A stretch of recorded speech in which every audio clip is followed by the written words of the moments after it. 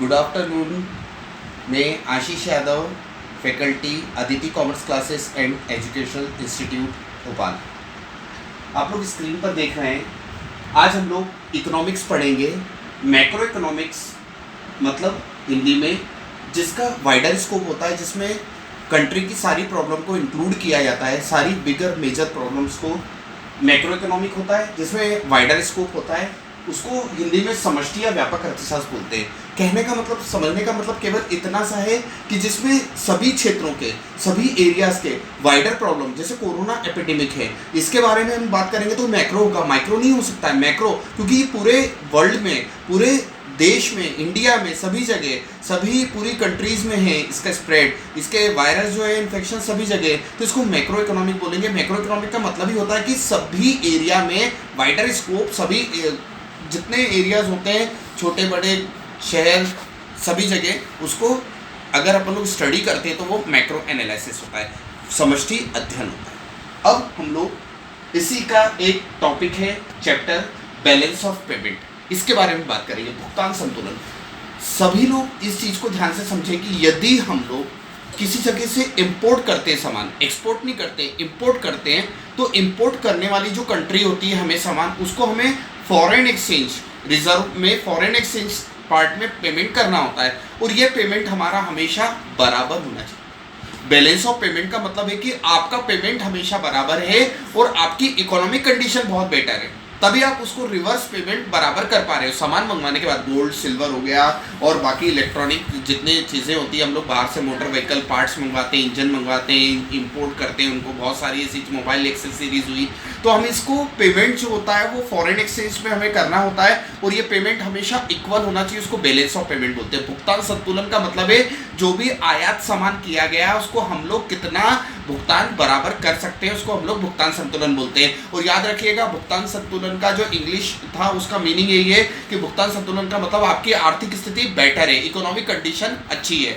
अब हम लोग इसका दूसरा पार्ट पढ़ते हैं कि बैलेंस ऑफ ट्रेड क्या होता है। जब बराबर से, जैसे बार्टर सिस्टम होता था, वस्तु विनिमय, चीज़ों की अदला बदली होती थी, वैसे बैलेंस ऑफ ट्रेड में क्या होता है, सामान इंपोर्ट एक्सपोर्ट किया गया, वहाँ से सामान उतने ही पैसों का, उतनी ही जो सेम कंडीशन का सामान या प्राइस का जो लेवल होता है इंटरनेशनल मार्केट में, वो आपके पास आ गया, बैलेंस ऑफ ट्रेड। लेकिन बैलेंस ऑफ पेमेंट क्या होता है, यदि आपने किसी सामान को इंपोर्ट किया हुआ है तो बेसिकली उसका पेमेंट जो होता है वो हमेशा बैलेंस होना चाहिए, बराबर होना चाहिए, और फॉरेन एक्सचेंज रिजर्व में होना चाहिए। अब बैलेंस ऑफ पेमेंट जो होता है वो अच्छा, बेटर, अच्छी कंडीशन होने के बेसिकली कुछ कारण होते हैं। बैंकिंग फैसिलिटी, बैंकिंग जो सेवाएं होती है, अगर किसी कंट्री में बैंकिंग फैसिलिटी, गवर्नमेंट की टैक्सेशन पॉलिसी, सरकार जो कर लगाती है, बैंक सरकार जो टैक्स लगाती है, जैसे जीएसटी एप्लीकेबल करना पड़ा, क्योंकि ग्लोबल टैक्सेशन सिस्टम इक्वल होना चाहिए, और सभी जगह अगर हम लोग जीएसटी को अप्लाई करा है हम लोगों ने, और वो बहुत आसान है, सिंपल है, तो लोग हम अट्रैक्ट होंगे इंडिया के साथ बिजनेस करना,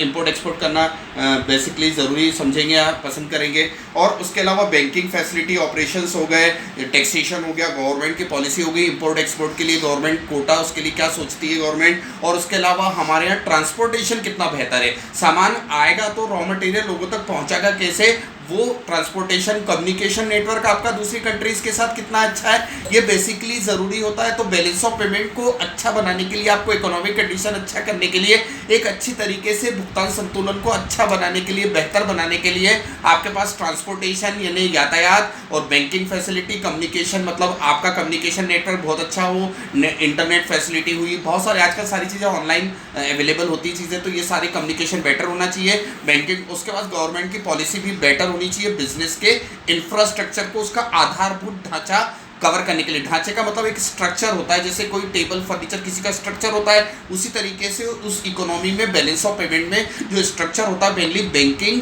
फाइनेंस और ट्रांसपोर्टेशन होता है, और कम्युनिकेशन होता है। तो balance of payment micro economy क्यों हुआ, क्योंकि वाइडर पूरी वर्ल्ड की जो इकोनॉमी होती है और कंडीशंस होती है बिजनेस की, उसमें इंपोर्ट जो भी सामान हम लोग करते हैं उसमें पेमेंट जो होता है वो हमेशा बराबर संतुलित होना चाहिए विश्व व्यापार में। तो इसलिए इसको चैप्टर का जो एक पार्ट था काफ़ी बड़ा, वो मैंने आपको एक्सप्लेन किया, और सभी लोग कमेंट बॉक्स में आके ज़रूर मैसेज करके पूछेंगे, डाउट्स वगैरह सॉल्व किए जाएंगे, और सभी लोग चैनल को सब्सक्राइब जरूर करें। Thank you.